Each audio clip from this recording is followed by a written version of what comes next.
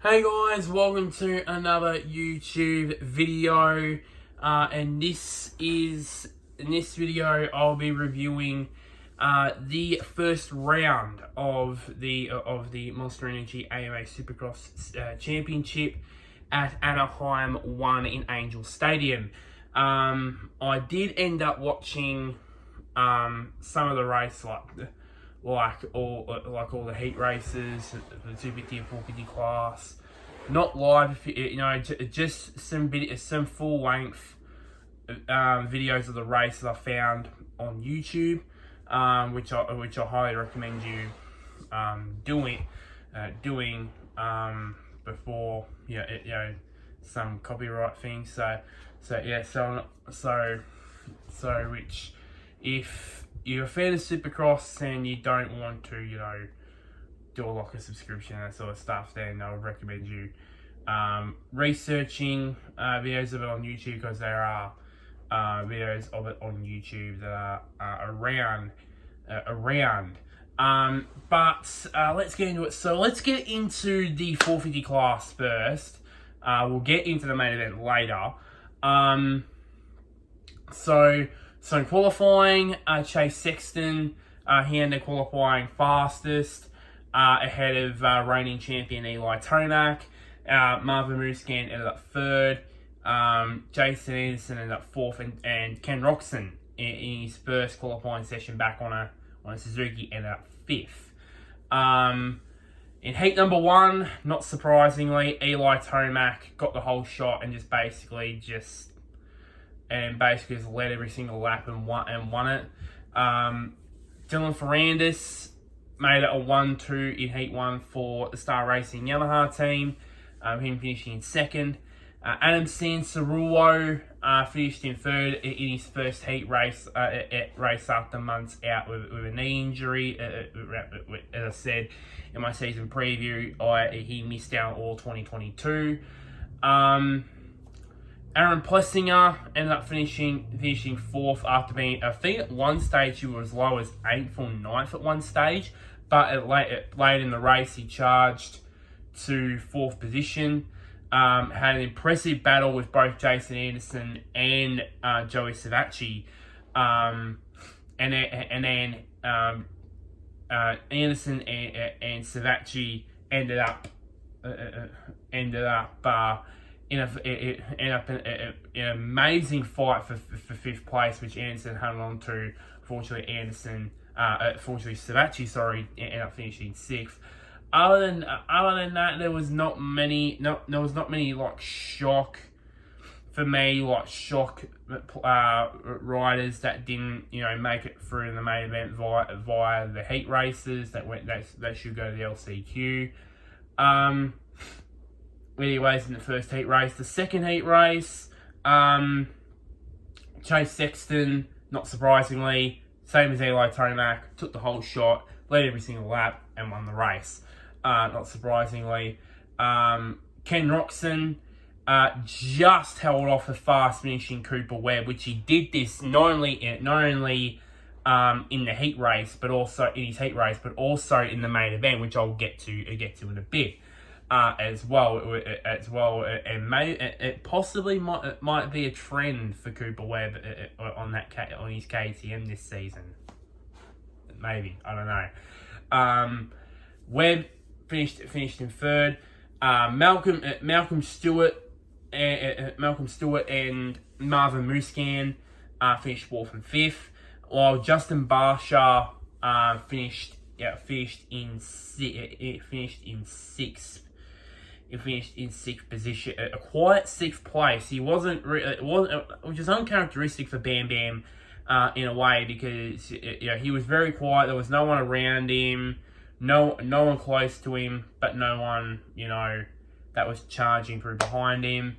He just ran a quiet race in sixth place really, and yeah. The only surprise for me the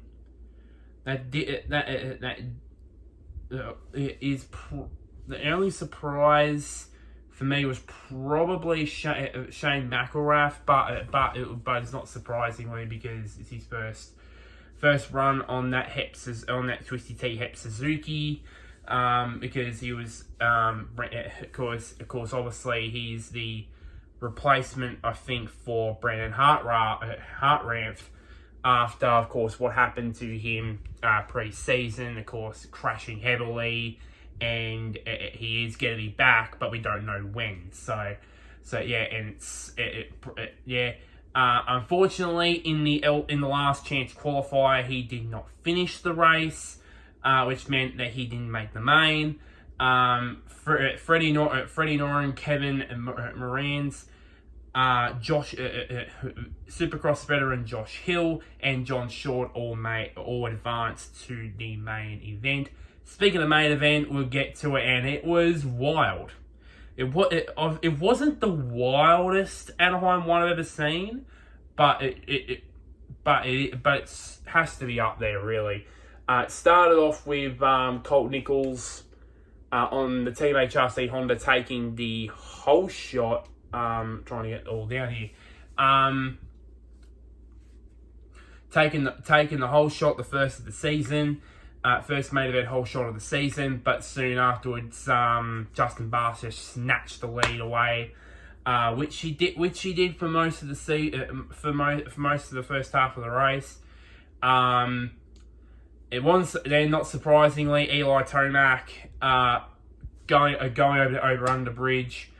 Took the lead away after Barsha made a mistake on that over under bridge over the start line, where over the start gates, where I think it was the same mistake that Tomac made later in the race, which I'll get to that in a bit, but a lot worse.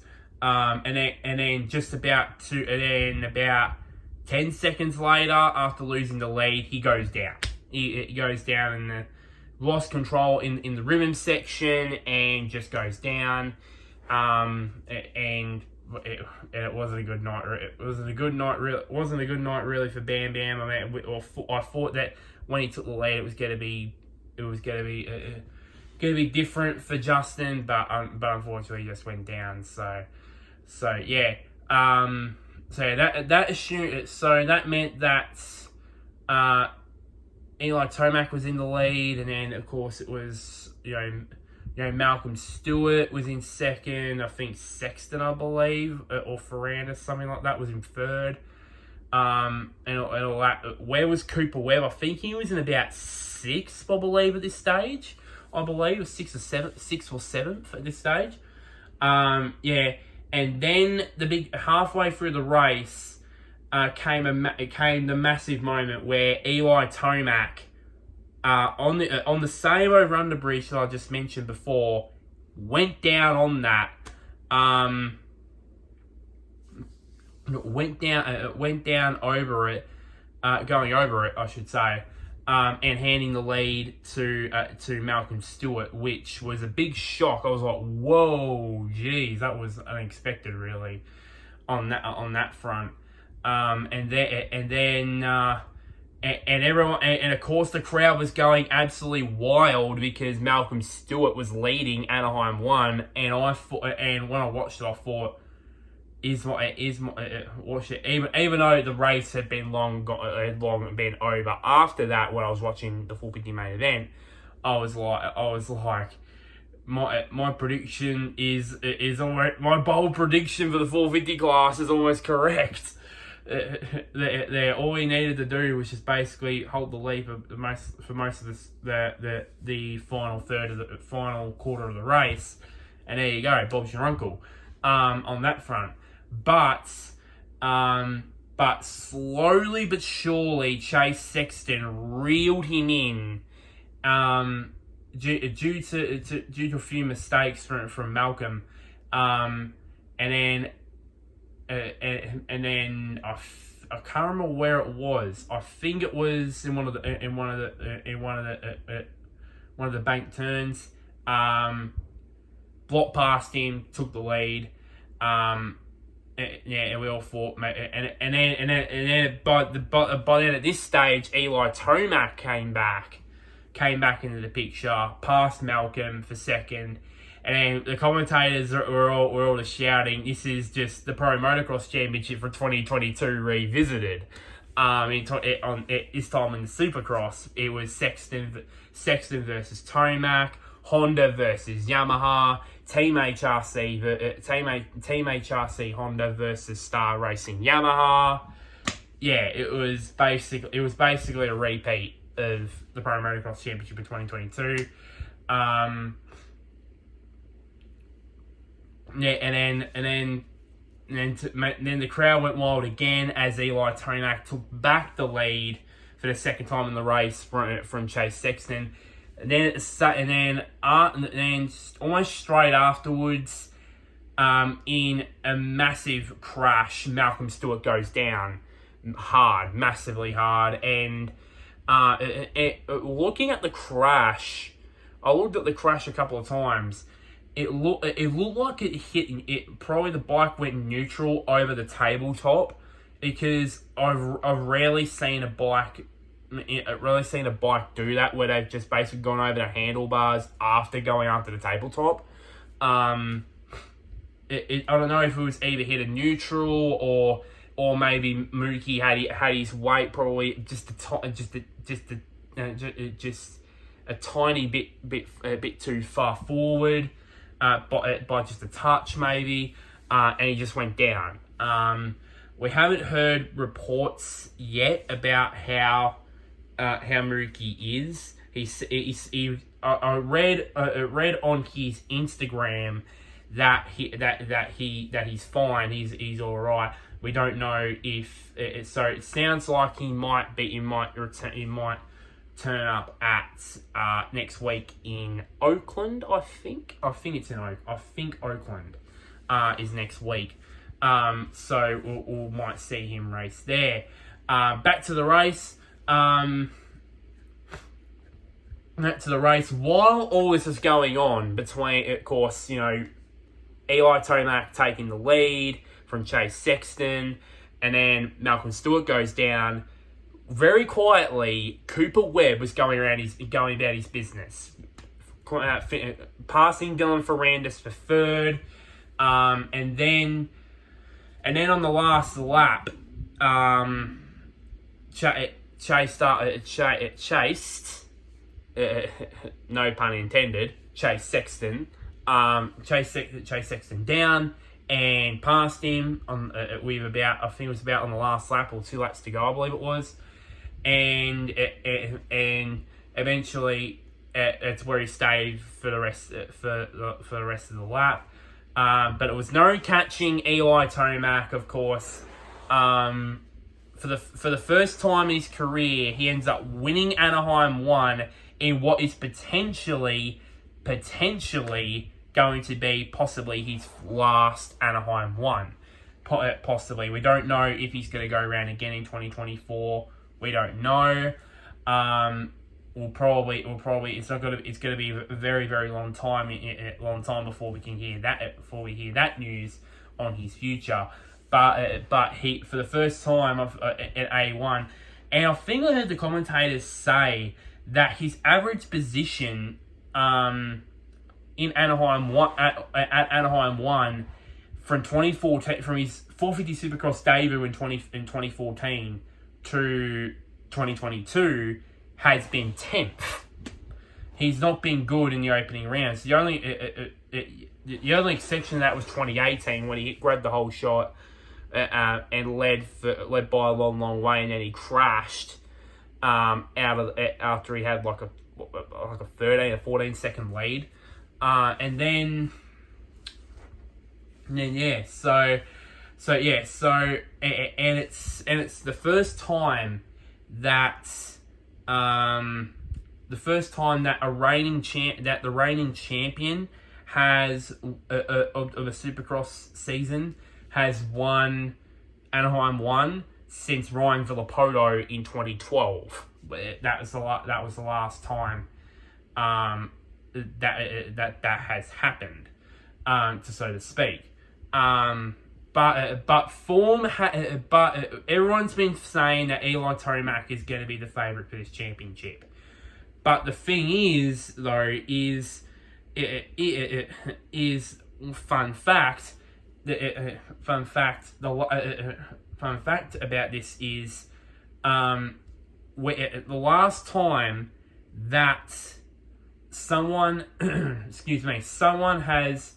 won Anaheim 1 in the 450 class and has gone on to win the championship was Villapoto in 2012, as I said. 2013, it was Davey Millsaps, didn't win the title. 2014 and 15, Ken Roxon didn't win the title both years. Jason Anderson didn't win the title. Ken Roxon, obviously, as we all in 2017, quite obviously didn't win the title. He was out. It was out earlier in the season with his arm injury. 2018, Marvin Muscan, close, didn't win the title. 2019, 20, and 21, Justin Barsha didn't win the title. And last year, 2021 was Houston, but we all know that. And then 2022 was, I'm trying to remember who it was in 2022. Ken Roxon, Ken Roxon in 2022. Of course, didn't win the title. He pulled out halfway through the Supercross season last year. So in recent years, in the last 10 or 11 years, it's proven that the winner of Anaheim 1 has not gone on to win the championship. I think in the terms of whole history of the Supercross of AMA Supercross history, I think it's only 17 times has the winner of Anaheim 1 winner of the first race of the year has gone on to win the championship. Excuse me. So I believe that for Tomac fans, if he continues on this trend, from what he did, on the new bike and that sort of stuff, then I think that he's got more of a chance. He's got a bigger chance of breaking that trend. Breaking that trend in 2023. Further down the order, of course, Cooper Webb finished second after overtaking Chase Sexton. Sexton, after leading, finished in third. Dylan Ferrandis, who was another one, it was another quiet achiever. He finished up fourth. No one really talked about him pretty much. Held down a podium spot almost all the race until Webb overtook him with about 3 or so minutes to go in the main event. And Ken Roxon, in his first race back on the Suzuki with the Twisty T HEP team, finished in the top 5 in 5th position exactly. And then of course after taking the whole shot, 450. Rookie Cole Nichols was the best of the rookies, with him finishing at an impressive 6th position. So of course with that win, Tomac still holds the red plate going into the second round, which is in Oakland. I think it's in Oakland for the second round, I think. So that was the 450 class. Move on to the 250 class. It's going to be very quick because nothing much happened. Well, some bits happened, but not really. Austin Faulkner, he top qualifying ahead of Jet Lawrence, Pierce Brown, RJ Hampshire, and Cameron McAdoo. In the first heat race, RJ Hampshire won the first race after taking the whole shot, and you could see the trend for all these heat races in Anaheim 1. It's just a rider taking the whole shot, leading all the race and winning it.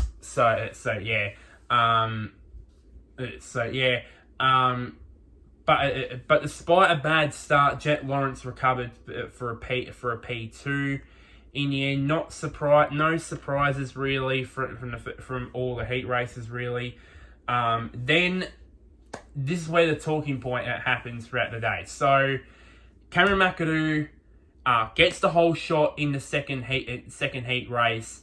Pierce Brown was close behind, and then in the second actual bank turn, he goes down. He goes down quite hard, and it caused the medical team to attend to him. It's same as Malcolm Stewart. We haven't had a real update on him. We don't know if he's okay, if he's injured. Well, he's obviously okay, but we don't know if he's injured, if he's not. Will he be there? Will he be there next? Will he be racing next week? Will he not? We don't know. But yeah. So it was an absolute shame, really, because with him qualifying P3, it looked like it was going to be the stepping stone, first real stepping stone for him. In this 250 class, obviously competing with the likes of Jet, Faulkner, as I said, Hampshire, McAdoo, all these guys. I think it's going to be really going to be a massive. It was probably going to be a year where probably for Brown, probably it would show that he could be out there contending with the big guys. Unfortunately, he can't do that because, of course, he might be injured and he was helped from the track anyway. So yeah, and not surprisingly, as I said, McAdoo led all the race and won the second heat race. Faulkner, after he had a bit of a terrible start, ended up recovering to finish third behind Enzo Lopes on the muck off. I said muck off, not the other word. Club MX Yamaha. Very good ride from him and also from his teammate Phil Nicoletti as well all night. Neil CQ, Jerry Robin, Max Sanford, Hunter Schlosser, and Hunter Cross all advanced to the main event. Of course, Pierce Brown, he didn't race the LCQ, obviously, because of him being injured. Then we get to the main event, and within like seconds of the 250 West Championship starting in 2023 officially, we had our first big crash straight away, which of course McAdoo took the whole shot ahead of Jet Lawrence, and soon Jet took the lead. But what went on before that was Faulkner was trying to squeeze through between McAdoo and Hampshire, clipped the back of McAdoo's bike, and then he took a violent crash and landed heavily on his right shoulder, and then the image of him, in tears, in the hands of the medical team, it's just not a sight to see, really. Especially from a talented guy like Austin Faulkner. I mean, I said in my preview that that he once was the guy a couple of years ago. Now he's not. Injuries sort of letting down. I think it's about to let him down again. As I said with Pierce Brown, we haven't heard anything about it. Probably in the next day or two, mate. Next day, maybe next couple of days, we'll find out if he'll come back eventually for, later in the season, or is it just gonna be Supercross season over? If it is, that is going to be a massive, massive shame. That's going to be another top, and I think all the rest of the field is going to need all the help they can get beating Jet Lawrence this season. And with Faulkner out, that means that the field's got even more less of a chance of beating Jet Lawrence for this championship. And yeah, Jet, obviously, it was a big day for Jet, obviously, because he off the track, he actually launched at Anaheim his Jetson Donuts, which was announced by the commentary team. Jetson Donuts company, which they were sold out, not surprisingly, because of how popular Jet is. So yeah, and they were talking about that, and then of course, and he just basically held the lead pretty much all this main event. In the last few laps of the main event, Hampshire overtook Cam McAdoo for second place. But that was all pretty much and then that's where they stayed the same all when they took the checkered flag as Jet Lawrence. It took the first 250 West win of 2023 ahead of RJ Hampshire and Cameron McAdoo, joining him on the podium as well. For Jet, obviously he said all throughout the weekend that he has a love-hate relationship with Anaheim, obviously, because we all know what happened in 2020 when he's only his third Supercross start had a 10-second lead, but obviously threw it away to then reigning West champion Dylan Ferrandis.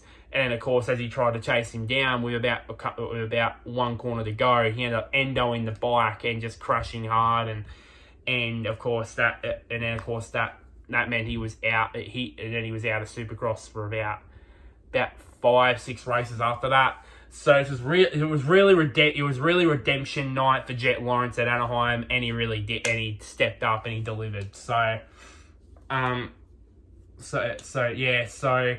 And with Faulkner now out, this is bad news for the rest of the competition. Because now with Jet Lawrence with this win, he's got a mountain of confidence to jet into Jet again. Pardon the pun, for the next race at Oakland. Other riders to talk about. Red Bull KTM rider Max Voland, in only his fourth main event start, ended up finishing in a very impressive fifth place. Markov Climax Yamaha duo Enzo Lopes and Phil Nicoletti finished 6th and 8th. Lopes ended up being the top placed Yamaha rider in the field, which is a good achievement from him.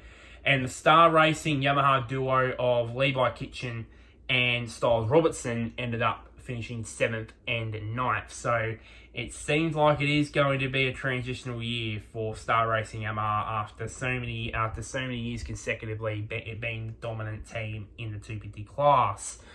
And that's just about it. That's just about it, really, for Anaheim. Not surprisingly, Jet Lawrence and Eli Tomac ended up being the winners at Anaheim 1.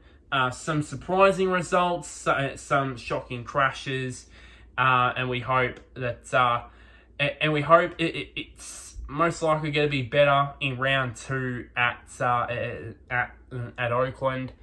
I think it's at Oakland. I think it's in Oakland. Someone please correct me about that. Correct me in the comments down below about that. So yeah, like this video. Share this to anybody who's a Supercross fan or a Jet Lawrence fan or an Eli Tomac fan. Comment down below who's your tip to win next week in both classes. Do you think Jet Lawrence will go back to back? Do you think Eli Tomac will also go back to? Do you think Jet Lawrence and Eli Tomac, I should say, go back to back? Or do you think there is going to be a new winner, in both classes? I would love to hear your opinions. And lastly, somewhere down there, check out the big red button, which is click the big red button, which is labeled subscribe. But until next time, guys, I'll see you guys later, and wherever you may be, may the sun or the moon shine on you it was definitely shining on Eli Tomac and Jet Lawrence at Anaheim 1 in 2023.